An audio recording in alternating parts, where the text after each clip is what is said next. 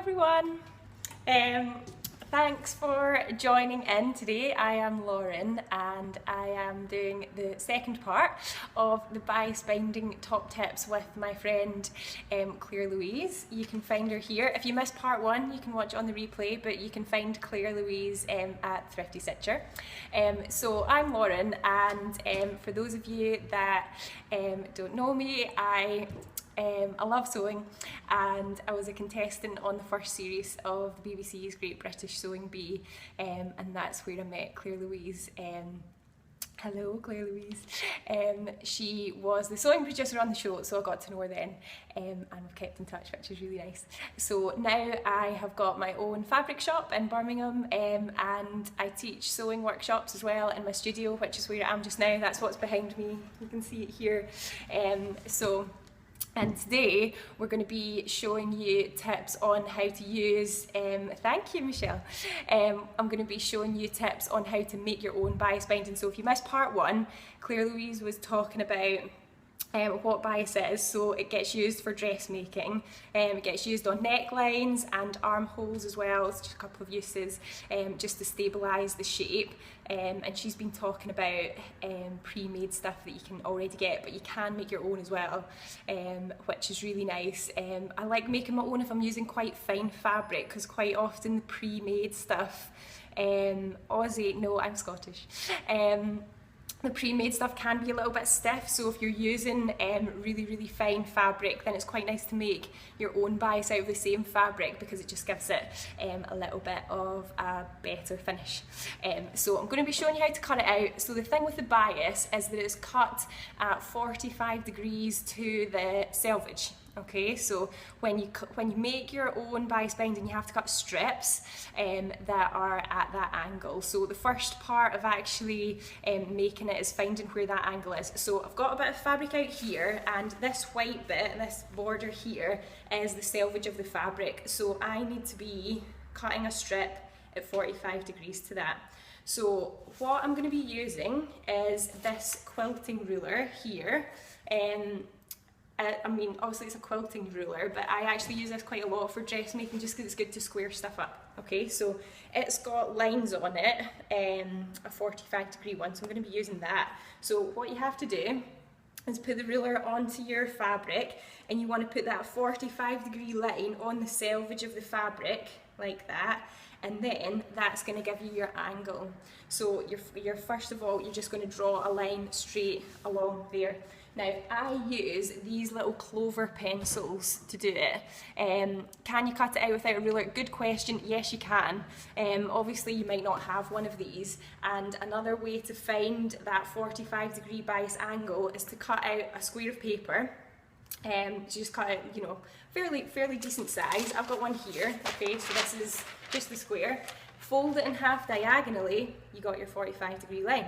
So now you just put the straight edge of your paper onto the fabric. Bingo, you got your 45 degree line. So yeah, you can use that as well. So you want to draw your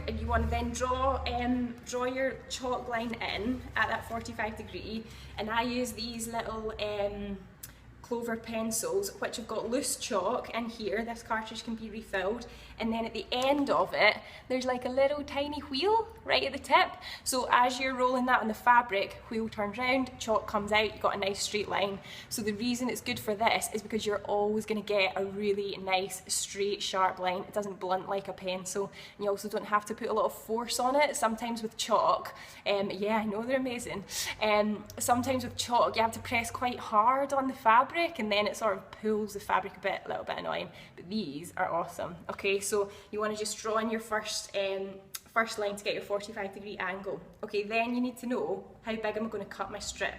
Okay, so that is going to depend on what you want your finished bias to be. So for dressmaking, I most commonly use an 18mm binding. So either I'll buy it or I'll make it. Okay, so I'm going to use this little gadget here, also a clover one. Clover is really good make for general bits and pieces. Where do I get one of those? Good question, Julie. You can get them on my website. You can get all of these things on my website, which is in, the link will be in my profile, but it's guthrie-ghani.co.uk, or if you just search for Lauren Sewing Shop Birmingham, you'll find us as well. So yeah, 18mm is what I use most commonly for dressmaking, so that's what I'll show you today.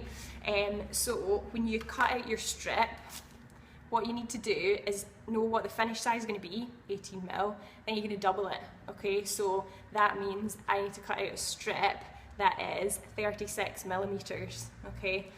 But I'm going to use my ruler to do that. My ruler's in inches, so I have to sort of convert it into inches. It works out about 1.5 inches is fine. I've tested it before, so I know that's going to be good. So what you then do, because I've got my 45-degree line ready, then you just use your ruler to put 1.5-inch line on there. Use the little pen. Thanks, no problem. And then just draw my next line in using my little wheel thing. Okay, they come in lots of different colours as well. This is obviously a yellow one. You got blue, they come in white, pink and grey. So now I've got my line, then I just want to cut that.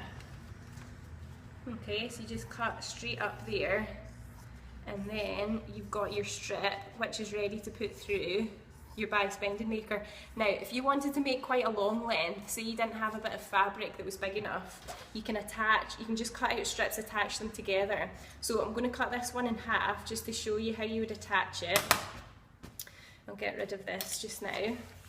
So if you want to attach it, lay out your first strip like that, sort of square it off so it's like a rectangle. Put the other one on top so it's right sides together, and put it at a 90-degree angle like this, okay? Then you're going to sew here diagonally across so that when you open it out, you got a nice long strip, okay? So you can piece it together like that. Or if it's just like an armhole or a neckline, you know, if you've got a decent bit of fabric, you can usually just get it in one fail swoop, one big strip. So once you've got your strip, it's then time to put that through the bias binding maker. Okay, so you need your, I was just heating up the iron there, sorry. You need a decent iron. It's got to have steam. You want one that's fairly weighty as well. I use a Philips one in the studio. They're really good. I've had them for a couple of years. They get used all the time and they're really, really good. The model's Azure, AZUR. It's pretty good. I would recommend it. So I've got it topped up with water. Steam setting is on. And then what I'm going to do, I've got a bit of a longer strip ready and waiting. So you're going to put that strip out on your ironing board with the wrong side facing up, okay? Then what our little bias binder tool is going to do is just fold the edges of that tape in towards the centre, okay? So if I set that up, start feeding it through here at the wide end, yeah, here, and then I should see a little bit of fabric peeking out. There it is. So you want to pull out a bit to get started, and then what you're basically going to do is just use the weight of the iron to hold it down, and then slowly move along like a little kind of conveyor belt sort of thing. Now, as I'm doing it, you can see the steam coming up. My hands are kind of out of the way because I can hold on to this handle here, and I've not got, I'm just going to stop for a second, I've not got the pressure right on the tip of the iron, because if you do, it tends to splay out a little bit, so, but you still need a bit of pressure, so try and put pressure on like the sort of bottom part of the iron rather than the tip. Is the dance, yes, if you don't dance, it doesn't work. I've tried it, it just doesn't work, so the dancing is, and if you go, it also helps as well. Okay, so then you just move all the way along like this, your little conveyor belt, and then once you get to the end, you can flip it over and look at that. Ow, I just burnt my elbow. Look at that, you've got a nice strip of binding, and then on this side you've got your little folds like this. Okay, so that is how you make bias binding. So you can see it stretches, yay. And then this is what you would use to then put on your clothes.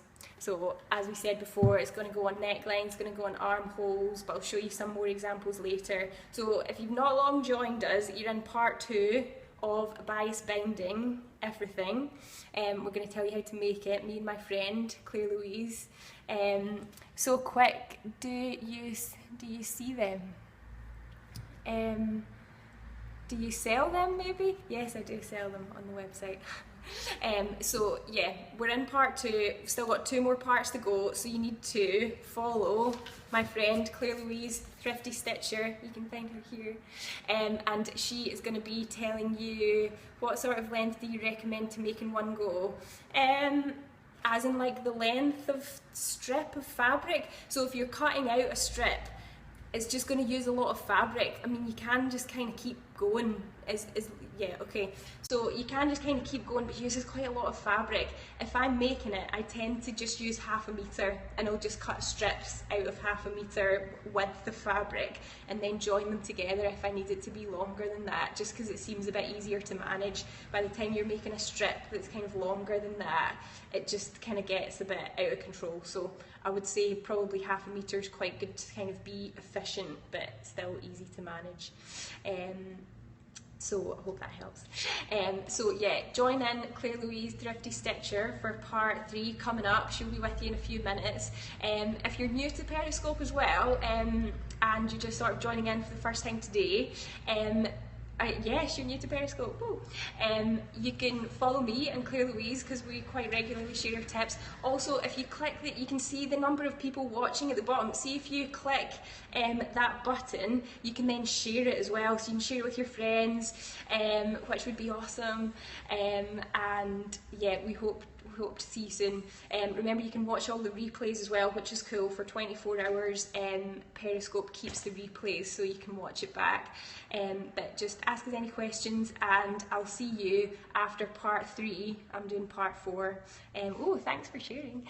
I'll see you for part 4 soon. So tune in, Thrifty Stitcher, a few minutes time. See you soon. Bye.